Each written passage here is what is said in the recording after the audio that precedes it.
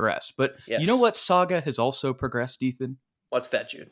That is the Spurs continuing to be one of the top three worst teams in the league with the top three draft odds to potentially land Victor Wembanyama, who is Yes. also in our thumbnail today. And because the Spurs actually got a win last night, originally we're going to do these prospect profiles as kind of like standalone videos that are pre-recorded.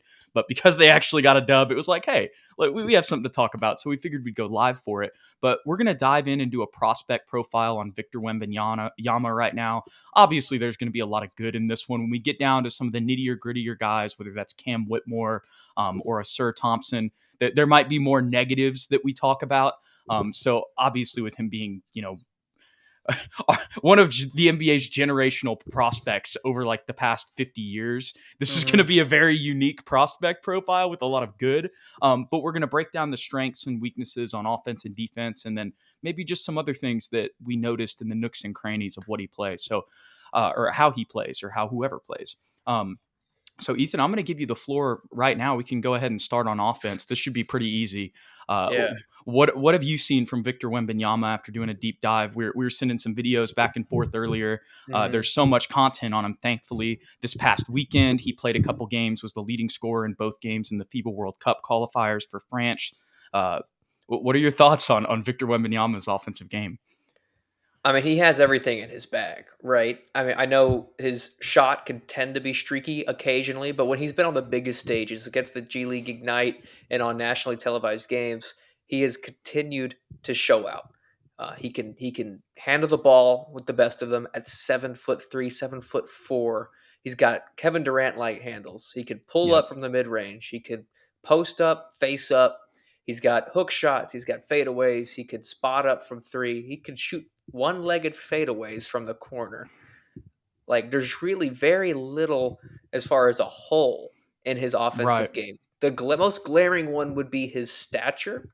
A lot of people question whether or not he can handle the physicality. I know there was that big video that went viral of him getting put back down and dunked on by some random adult that Yeah. plays overseas. I don't even know his Yeah. name. And then slipping a little bit with his leg, kind of looking like a Hmm. giraffe, right? Yep, and that's just something that for now we're going to have to live with. Uh, I think of other guys that have had slender builds that have still managed to have successful careers.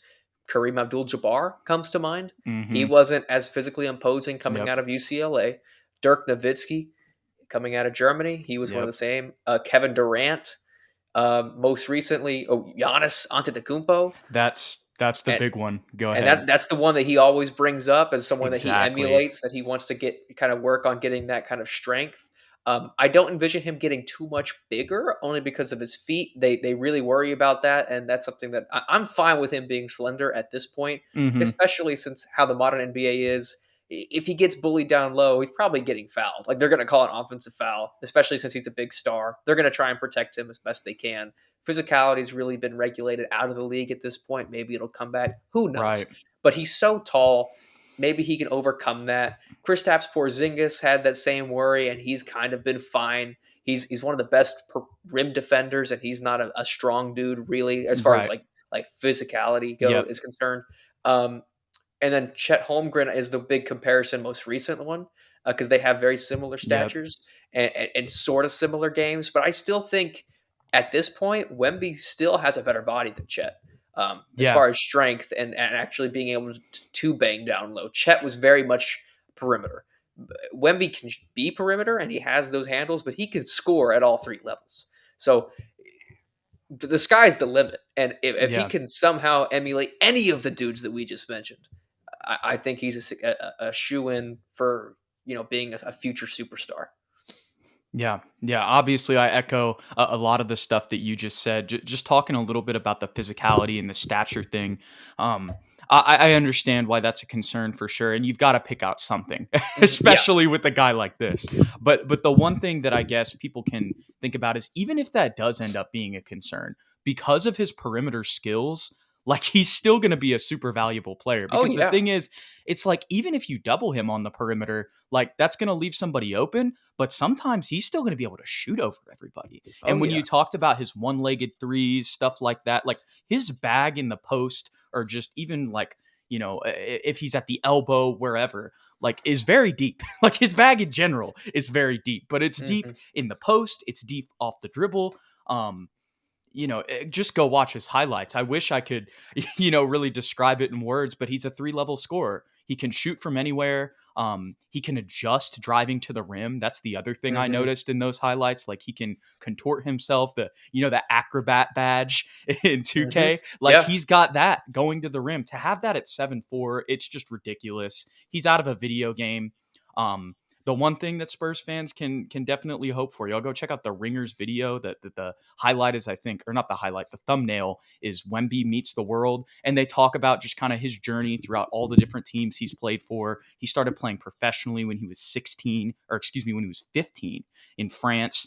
Then he played for Tony Parker's team, and then this year with Metropolitans 92. And another thing that I think people are a little bit like, they talk about is streaky shooting. You mentioned that as well. I think that's going to be easier in the NBA. for sure. There's a lot of, and that may sound crazy because yes, the NBA is the NBA is simultaneously the most talented and hardest league in the world. It's also one of the easier leagues in the world to score in. And that's because of how you mentioned how physicality has kind of been left out of the game. And I think that's why when you watch the G League game against the Ignite, the two games they had there, he shot so well. Mhm. There's a video from Marcus Howard. He's in the G League right now. I forget. I want to say he played at Marquette. Historical program. Got guys like Jimmy Butler coming out of there. Did D Wade play at Marquette Yeah, too? yeah, he did. Right, right. So exactly, a lot of stars have come out of Marquette. Um, but Marcus Howard, even though he's in the G League right now, he was ranking the leagues like on what's easiest to score in. This was like a YouTube short I saw like last week or something. And he was saying like the NBA was the easiest. He was like G League's number two, or he was saying they're the easiest to score in. He was ranking it hardest. That's Okay, I see what you're saying. yeah. So the point, the G League was he said the G League was actually harder to score in than the NBA, and then he said the Euro League, and then he said FIBA, which is what Wemby is playing in right now. And Mhm. he's had some pretty, and it's interesting when you look at that because they won their last game, and Wemby was their leading scorer against Lithuania, and he only had 15 points. So that's just kind of an example of what Marcus Howard is talking about there. So the thing about Wembanyama too that you got to remember is he's playing in a league that, yes, it may not be as talented as the NBA, but you can be much more physical. They just Mhm. play much stiffer defense. Like, defense is more a part of the game There's no over 3-second calls. right, exactly. And then on top of that, he's playing in FIBA now. So not only was he playing in the, I think it's called the, I forget what it is. It's like, it's all just NBL or NLB. I forget what it is, but if y'all go look at the Victor Wembanyama highlights, they'll show like the name of the French league. It's basically the National Basketball League. I think it's the LNB. That's what they use. But regardless, you're playing there, and then you're going to play in France, and then we'll see if he plays in the World Cup qualifiers, and we'll see if he plays for France again in the summer during the FIBA World Cup. And for those of you guys who don't know, the FIBA World Cup is basically FIFA, but just for Mhm. basketball. And that's happening this summer. The US, I don't know if they're going to go, but that's because like all their best players are playing in the NBA right now. But the point is that Wembanyama has been able to still be a scorer in different types of leagues with real tough defenses to play against that play more physical than the NBA. And he's playing against grown men. Once Mhm. again, one of that asterisk is it's not as much talent, but at the same, and there are more physical specimens that he'll see in the NBA that he won't see there. But that is kind of, I guess, something that is positive to keep in mind when you look at basically his only criticism. Does that make Mhm. sense? It does. And my only counter argument to that criticism, because I understand that criticism, it's completely warranted. But Right. like I always think of Dirk Nowitzki because he was a 7-footer that had the same kind of touch and ability to score both around the Mm-hmm. rim and away from the basket, back to the basket, facing up. He could put the ball on the floor, whatever it is. It's a very similar type of offensive game. They just put him at power forward and brought in like a Tyson Chandler or a Samuel Dallenberg, Right. a real physical specimen that can help him on the other end and kind of be an enforcer and allow him to do what he does best. So I think that's kind of the route that we would maybe have to go should that become a Perhaps. problem. But then it also could just kind of figure itself out because Right. Rudy Gobert is another one. He came into the league and he was super skinny, rail thin, couldn't guard anybody. And now he's a what Another three French three center. time DPOY or something like that. And sure, he has his deficits, but as far as defense and being a physical specimen, that's not one of them. One of the things I was reminded of today, just because you brought up Rudy Gobert, was that video from like 2 years ago where When they they were played. playing one on one, and Vic was kind of cooking him at like Hmm. 17. Yep. And another thing that I forgot to touch on earlier, where you were talking about Giannis, there's literally a video where Vic's doing an interview and he's saying like, that is kind of like the next thing I want to do. I mean, I want to try to be as physical as him. Obviously, like you said, because of his feet, he can only add so much weight, to where it's safe, but he's still looking to add physicality. He's still Oh yeah. 18. I mean, he's not fully grown into his body yet, and he's a unicorn. He's 7'3", without shoes, 7'4" with shoes. They did confirm that. There was a report that came out that he was measured early in the year at 7'4" barefoot, but he himself said he's 7'3" barefoot. It doesn't really matter because when he puts the shoes on, he's going to be 7'4" anyway. But defensively, we can get into that. I mean, the main thing, I'll start off on this one, Ethan. The main thing that stood out to me, dude, he can close out from almost anywhere on the floor.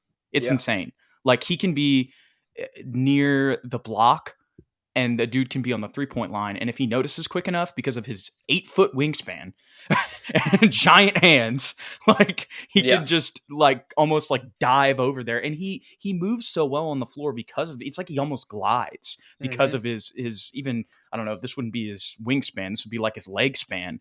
But I mean, Hmm. it's just because he's such a ridiculous physical specimen. I mean, he can block shots from anywhere on the floor. Yeah. That's really all I have to say defensively. I mean, he's switchable. I mean, maybe there's times that he could get beat off the dribble by some smaller guys, but if he just trails them because of Hmm. his wingspan, he can.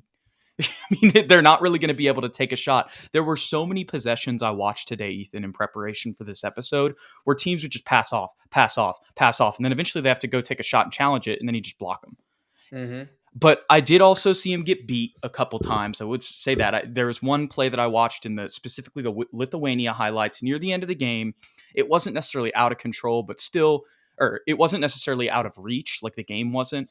I mean, it kind of was, but it was still, you don't want to see him kind of making those lapses and clutch moments. And because we're going to talk so much good about him, I got to give him some criticism here. Somebody made him jump, and then they had a dish off pass to where it allowed for a wide open dunk. But if he doesn't jump there, he's going to block it. That's something that's teachable. And then the other thing that I saw is he did get pickpocketed on offense one time on a steal, and I think he could have given it. Granted, the game was kind of already done, but I felt like he could have given a little bit more effort on that and might have been able to get a swat, like we're talking about. Mm. But those are like the only two criticisms I have of him that I've Yeah. seen in like his entire highlight demo. And once again, this is in the FIBA World Cup qualifiers, which is a very high level of competition. He has the opportunity because of his physical tools to be one of the greatest defenders that's ever lived. Because he is athletic and agile enough to guard along the perimeter. And you mentioned it, he doesn't really have to come up all that far. He could basically Right. be at the free throw line and guard anybody on the perimeter because he's got that 8-foot wingspan. He has incredible closeout speed. He played goalie as a kid, so he has Right. great reactions. He can contest uh, on a snap. He can recover too. If you blow past him, you're not going to get an easy finish. Like he can turn around on a dime and smack that ball against the back of the glass. Like it's very difficult to get around a Victor Wembanyama, especially with that eight Yeah. foot wingspan. And he's a great rim protector. And I know the questions will continue to be: will he just get bullied by some of the bigger centers? And it's a possibility. I'm not going to lie. Joel Embiid, Jokic, Right. Giannis, those are guys that are probably for a little while going to have their way with him if they get the ball in the low block. That just Yep. is what it is. But there have been guys like Yao Ming, like Rick Smits, that have given Shaquille O'Neal, Hakeem Olajuwon, Tim Duncan issues in the low block because of their incredible length and incredible size. They weren't as physical as Shaq or Timmy or whatever, but they're able to overcome that because of the sheer length. Um, so will he have that opportunity to kind of maybe put a little bit more weight on and be able to guard those guys? Possibly. There's so many things that are unknown because Yeah. he could be a Sean Bradley in the case where he just becomes the most dunked on dude in the history of the league. That's one route because Sean Bradley was 7'7". Everyone thought he was going to be the next great center. Yeah. Kristaps Porzingis has become a great rim protector. And I know he's light uh, framed like Vic, but he's still one of the league's best rim protectors. Same with Rudy Gobert. So there's so many possibilities here, but just about physical tools, he has the opportunity to be just incredible. Yeah, absolutely. And another thing I forgot while we were talking, you were mentioning Dirk, and there's some talk about him potentially playing the four, and especially whenever you talked about how if maybe they start out playing him at the five, and then the physicality doesn't work so well, do they feel like it'll be better to move him there? Like I said, we'll have to see how all of that plays out. But the point is, even if it's worst case scenario and you have to play him at the four, like Dirk, you were using that example. Mhm. Guess who Victor Wembanyama is working with as his shooting coach? It's Brett Dirk's Brown. old shooting cat. Well, Oh there's yeah, that guy. the Yeah. not yet, Ethan. Not We yet. can't Sorry, sorry, jinx it. sorry, sorry, sorry, sorry. Knock We on wood. can't jinx it. Not yet. You're gonna make the Rockets have him, and then Yeah, what are we gonna true. do? Well, they'll just Yeah, waste him. cry. It's okay. Yeah. No, it'll. Don't worry. It actually won't be a big deal if the Rockets get him because it'll We'll just just be trade for Alperen Sengun, and then we're right back in it. no. They'll just suck like they did this Yeah, year. yeah, They'll yeah, keep exactly, Stevens. They'll extend Steven Silas to a 10-year deal and they'll waste all their talent. Anyways, exactly. no. But seriously, Victor Wembanyama is working with Dirk Nowitzki's Yeah. old shooting coach. I don't know if that's like all of shooting or if that's just post ups. But I know that Kevin Durant also worked with him, for those fadeaways, and you can see the similarities in Dirk and KD's fadeaways if you put those next to each other while they're happening. Um, the point is like you have all these skills and then you're working with like Dirk's shooting coach. Like this is Hmm. just ridiculous. He keeps working, which is the most impressive thing to Yeah, me. Like he's already being treated, and his camp is already like considering him as if he's like been in the league for 5 years and is right. like an all star, and he's only 18. Like, It's crazy. mhm. But it's wild because he has been playing professional basketball Yeah, for 3 years. So just nuts. But I mean, like, if he even has to play the four, it's like it's the best case scenario for that situation when yeah, you consider his skill set and who he's working with. It would be different if we didn't have examples from the past, but like yeah. we do, you Well, know. Kristaps played the four initially, and now he Right, plays the center. He put a little bit more physicality on, a little more weight, and now he plays the center. So I right. wouldn't mind either way. It's whatever Pop thinks is best. The reason I just assumed center is because he is 7'3", No, and we have absolutely. Sohan, and I think him Right. next to Sohan would be so dirty, personally. But That would be a mean front court for sure. oh yes, Any front court with Victor Wembanyama is probably going to be mean, but as Spurs fan, we love that sentiment for sure. mm-hmm, mm-hmm. Any any final thoughts on Victor Wembanyama here, Ethan? If he turns out to be a bust, it will be the biggest bust probably in NBA history. Would you feel bad, like if say he does end up turning out to be a bust? Would you feel bad about the pick? Would you be like, man, we should have Mm-mm. saw it? Yeah, I No, wouldn't either. That's the thing. Yeah. this isn't like an Andre Bargnani from Yeah. 2006. Or This is Anthony Bennett. Yeah. yeah, this is about as sure of a thing as since LeBron James, maybe Anthony Davis. Anthony Davis had a lot of hype too. Right. But Zion. LeBron, Zion, like the hype is real, and this guy's being picked apart by the best basketball minds in the world, desperately looking for a flaw, right? And there's still the only one they continue to harp back on is will his size be an extreme legitimate issue? And And it's like remains with to be that, seen. even as we've been talking about, it's just like, well, then just play him on the perimeter because he's got the Yeah, skill set to do that if he gets bullied. And then for you've real. just got a 7-4.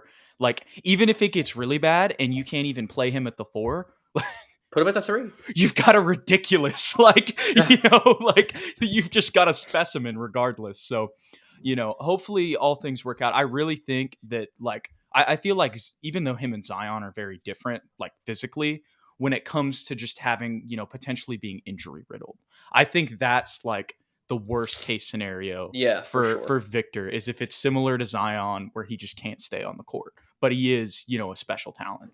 Hmm.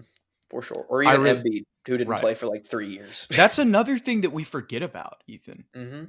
And now it's like, sometimes if you stick the course with that stuff, even though it doesn't feel like it's going to work out. I mean, look, this is very small sample size, but James Wiseman just had a pretty good game in Detroit, like 23-7.